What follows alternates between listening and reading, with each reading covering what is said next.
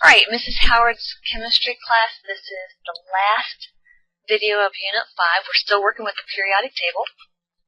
And we're dealing with the first set of teaks deal with the electrons and light waves. The second set of teaks deal with the development of the periodic table using physical and chemical properties to identify families, and also using chemical and physical properties of the elements to identify periodic trends.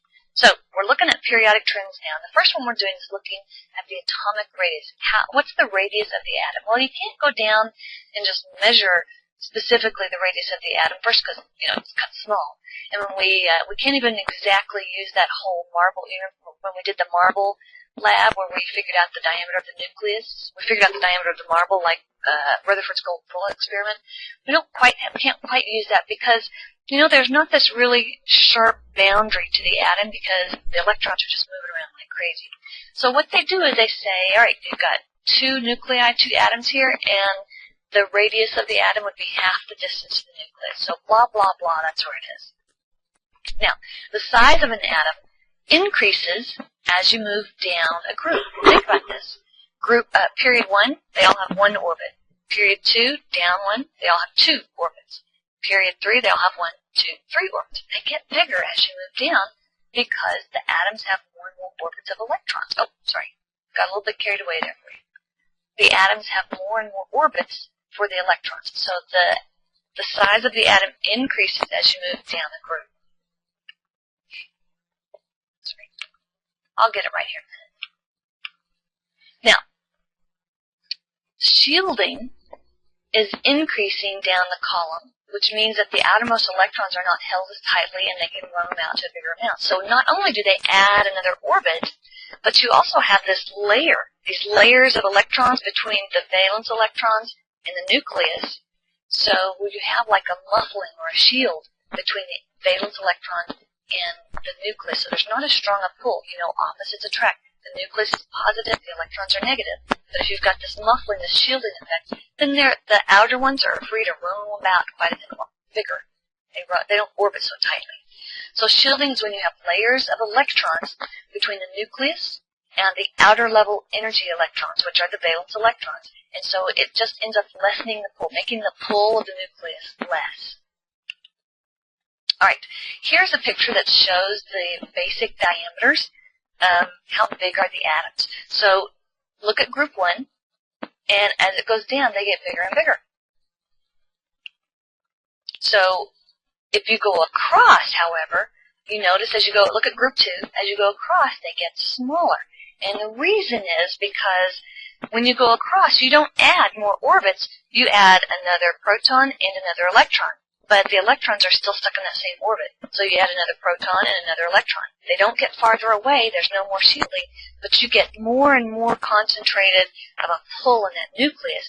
And so that nucleus has a greater pull as you go across because you're just packing in the positive charges there.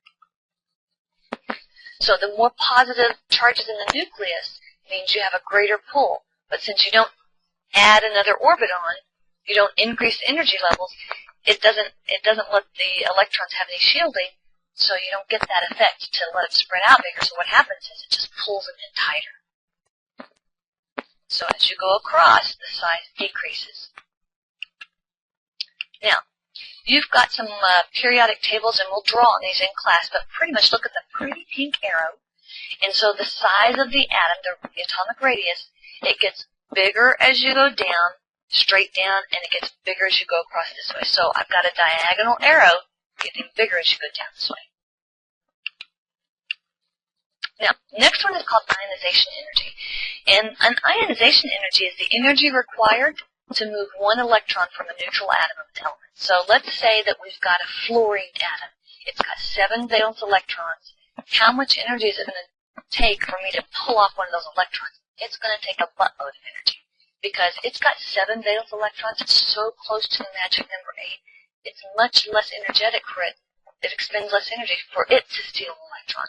So it's easier to add an electron to it than it is to take one. So it's got a lot of, fluorine is in the upper right-hand corner. It takes a lot of energy to steal an electron from it. But if you look at sodium over there on the far left-hand side, sodium's got 1 piddly valence electron, and if you pull that one off, it's going to be stable, have a stable octet or stable orbit next down to it. And so it wants to give it away. So it's easy. It takes very little energy to steal that electron from the sodium. So if you look at the pink arrow, the ionization energy gets greater as you go over this way towards the periodic table, towards fluorine. Fluorine's the toughest one. And basically this ionization energy shows how easy it is to remove an electron. It's not easy to take an electron from any of those halogens. They don't want to give it up at all. It's not easy to take electrons from oxygen. Oxygen's got 6. It's really close to the magic number 8. It's not giving up its electrons either. So the IE, ionization energy, decreases as you go down a group. Okay? So on the whole, it gets bigger as you go up diagonally. So it increases going up, it increases going over to the right. That's why the arrow's there. Again, we'll talk about this in class, so it'll make a little bit more sense to you too. It increases as you move across the period. So it decreases down a group, increases across there. So the arrow points up and to the right. Next one is electronegativity. Now, this is the ability of an atom in a compound. Compound means you've got more than one element in there to attract the electron. It's kind of like when you have water, H2O, how the oxygen tends to pull more tightly on the electrons. It's kind of like having an older brother or sister. You know how when your mom says share, and the older brother or sister always gets a little bit more than their fair share? So electronegativity is kind of like how strong can they pull on those electrons when they're in a compound, when they're in a chemical bond with another type of element. Smaller atoms with less shielding tend to attract electrons. So if you remember the first one, the smaller ones were at the top, the bigger ones are at the bottom. The smaller ones were over here, and so it got bigger as you went this way. So fluorine can really suck in the electrons. It can pull on those electrons pretty tightly. So electronegativity, how strongly does it attract an electron when it's in a compound, when it's in a bond with another type of atom? It decreases going down a group, and the electronegativity increases across the period. So the arrow is pointing up this way. It gets stronger up here, weaker down here. The magic number is 8. Oh, I believe I said that before. The magic number is 8. We're going to label and color your periodic table that you have, and we'll put a lot of these things on here so it makes more sense to you when you see it on the periodic table. What we have here is the octet rule. When an atom gets 8 electrons in the outer energy level, it's stable. Now, I've got something in parentheses here, or if the outer energy level is full, that's especially for those little bitty tiny atoms that they can't even hold 8 electrons. They can only handle 2 of them. Some of the smaller atoms, hydrogen, helium, lithium, they're so small that for them the magic number is 2. That means they're stable. The first orbit, the first energy level, is full. Okay, we're going to talk briefly, really briefly about Lewis dot models. We'll hit them again when we start going into the bonding. So a Lewis dot model symbolizes the structure of the atom with only the valence electrons. So you have to find out how many valence electrons it has. You write the symbol, and then you put a dot for showing, hey, this is going to symbolize one of the valence electrons. So the symbol kind of represents the nucleus, and the dots, one dot for each valence electron. So if you have hydrogen, you write the symbol H, and you have one dot beside it because it's got one valence electron. Now, what's cool about this and easy about this is if everybody in the same group in group 1 has the exact same number of valence electrons, then they're all going to look the same when you write a Lewis dot model for it. So hydrogen has one dot beside it. Lithium has one dot beside it. And I can't remember all my elements there. So each one of those in the group has one dot beside it. Francium would have a Lewis dot structure of one dot beside it.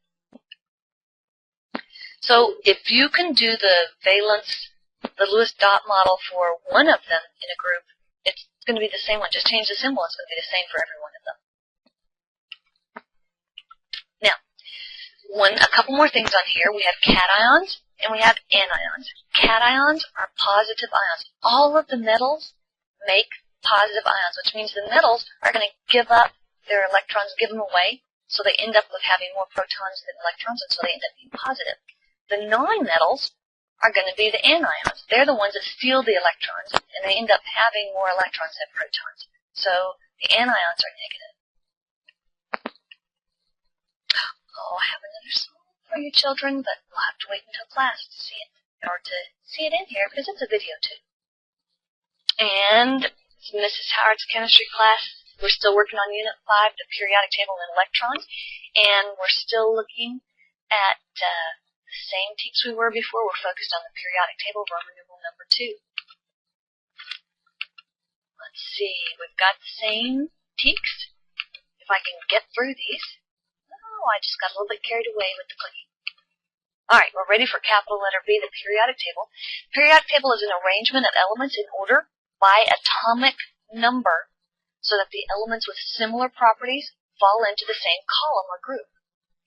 Now, those properties are going to show up periodically. They have regular, repeating patterns that show up.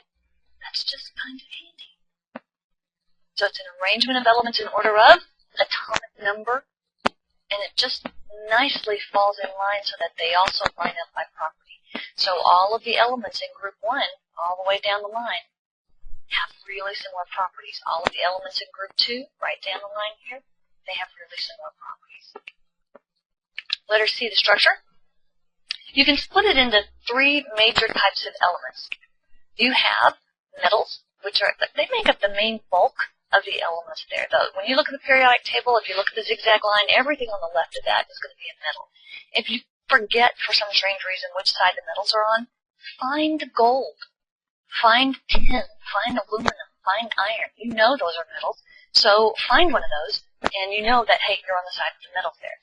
Metals are ductile. They can be pulled into a thin wire. They're malleable. They can be hammered into flat sheets. They're lustrous. That means shiny. They're good conductors of heat and electricity, and they're on the left side of the table. Non-metals are on the right side of the table, and they pretty much have opposite properties to that of metals. Now, non-metals, they're not going to be ductile or malleable, or you can't hammer them into sheets. And you know this because, you know, an example of that would be oxygen, which is a gas at room temperature. That's not a metal at all. There's only one non-metal that's on the wrong side of the table, and that's hydrogen. It's just on the wrong side over there. Letter C, the third type would be the metalloids. And these are ones that are kind of iffy. They have some characteristics of metals. They have some characteristics of non-metals. And there are 6 of them: boron, silicon, arsenic, germanium, antimony, and tellurium. Now, you have several periods that you're required to know. You have several, when we talk about the periods, those are the ones that don't necessarily have names. They're actually numbered. So down the left-hand side of the chart, there's 1, 2, 3, 4, 5, 6, and 7. So these are the horizontal rows, and their elements that are arranged just right across by atomic number. So 1, 2, 3, 4, 5, 6, 7, 8, 9, 10, 11, 12, and so on. The elements in the same period have the same highest occupied energy level or orbit. So if it's in period 3, then the outermost orbit is the third orbit. So you have the first orbit, second orbit, and third orbit. So the valence electrons, the max amount up there, is the third orbit. If they're in period 2, then they only have 1 to 2 orbits. If they're in period 7, they've got 7 orbits out. Oh, look at the pretty pictures. All right. The groups are the ones that you're going to be required to know some of those. And the groups are the vertical columns of elements, and they all have similar characteristics if they're in the same group. The first one that we're going to talk about are the noble gases. Way over on the right-hand side, group 18, these are the ones that are just kind of there, and they sit there and they look at you like, what? They're the ones that don't react. You can try and burn them, you can set them on fire, you can throw acid on them, they're just not going to react. You know, in some labs, high-end labs, they can force a few reactions on them, but for all intents and purposes, they just don't react at all. So, helium, neon, argon, krypton, all those are noble gases. Group 18. Oh, look, it says next slide.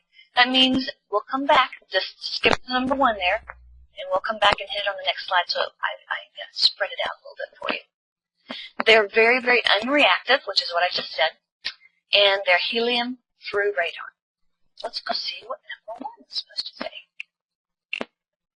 Number 1, the outer energy level electrons are called valence electrons. I think you've written that down before. I bet that's kind of important.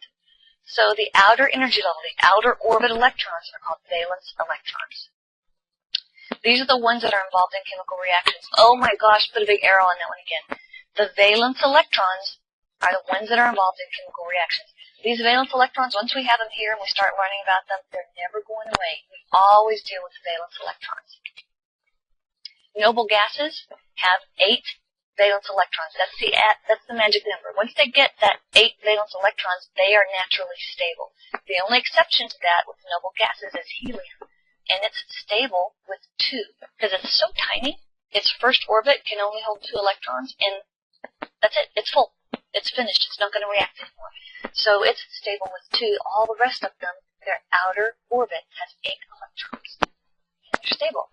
So that 8 is kind of a magic number. Nobody invented it. It's just that they found out that, oh, hey, when they get 8 in there in that outer orbit, that kind of brings it in that says, hey, it's stable now.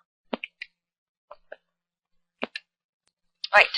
Next one you need to know are the lanthanides and actinides. That piece that's taken out down at the bottom, these are the rare earth metals, lanthanides and actinides. They're the ones that also have very, very similar properties. And the main reason that they're put down separately at the bottom is just that it makes the periodic table more manageable. It's shorter. It fits on a nice little single page there. So it's a space-saving purpose, really. Oh, look at that. Look at that. Plutonium and uranium are in the lanthanides and the actinides. And there's astatine out there. All right, letter C, the halogens, that's group 17. They have 7 valence electrons. They are the most reactive nonmetals. They're so close to having that magic number of 8, it's so easy for them to steal an electron from somebody. So these are nonmetals, and they react with the metals way over on the far side in group like 1 or 2, and they form salts. So a metal, a nonmetal over here and a metal over here can bond to form a salt. So here you go. You have group 17, and it's got a Roman numeral 7. We'll talk about that later. But you see fluorine, chlorine, bromine, iodine, all those things there. He stole my 1 electron, and now I'm just a naked little nucleus. Hydrogen has 1 proton and 1 electron. That's pretty dead. So somebody steals his electrons. Pitiful. Again, if you want to pause and read this, it's kind of cool to look at the stuff here. Next one, letter D, are the alkali metals, group 1. So we went on the far side, group 18 and 17, down to the bottom, and now we're going back up over to the left-hand side. Group 1, the alkali metals. They have 1 valence electron, and if they can get rid of that 1, then the next orbit down has the magic number 8. Now, there are a couple of those elements that are so tiny that their next orbit down has only 2, and they're stable there. But the vast majority of them, if they have 1 valence electron out here, the next orbit in has 8. And once they get down to that 8 valence electrons, they're stable. These are kind of silvery, and I'll show you some of this. We'll put some of this sodium in water when we get in class. They're silvery. They're really soft. You can cut them with a plastic knife. They're very, very, very reactive. So reactive that they'll react with the moisture in the air. So the sodium metal that I have is in a glass jar, but it's embedded, or it's got oil poured all over it to keep it from reacting with any moisture in the air. So it reacts really strongly with water and air, so it has to be stored in kerosene or oil. I think mine's stored in olive oil. They're not found pure in nature. These guys are so reactive. You're not going to find just a chunk of pure sodium laying on the ground. It's not going to happen like that. So sodium, francium, all those guys, they're not going to be like that. All right, and here we have another piece of the funny periodic table. If I could find this one, I would get a big poster for you guys just so you can see it and enjoy it. So look, there's fluorine, and he's stealing 1 electron from lithium. And when you say they steal it, that means now fluorine is actually going to be in a chemical bond with lithium, so you have lithium fluoride. Next group is group 2, the alkaline earth metals. The alkaline earth metals have 2 valence electrons. They're still metals. They're a little bit harder, a little bit denser, a little bit stronger than the group 1 metals. They're less reactive, but they're still so reactive that you can't find them pure in nature. You're not going to go down and dig in a mine and find beryllium in the pure form. So again, you're not going to find them in the pure form in nature because they're just too reactive for that. And then you have the big group, the big chunk in the middle, that's in the lower section called the transition metals, groups 3 through 12. These are all really strong metals, copper, platinum, tin, aluminum. You always think, when you think metals, this is where you're looking. That's where iron is. These are the ones that when you think metal, these are what you think of. They're a lot less reactive than groups 1 and 2, but you can still find them pure in nature. In most cases, they can be bonded, so you can find some pure gold, things like that, but in many cases you're going to find silver oxide. You can find veins of silver that are still there, but you'll also find it with, if you have pure silver out, it's going to have a layer on the outside where it's silver bonded to oxygen. That kind of forms a protective layer, really. So you can find these in their pure state. Oh, that's finished for this one.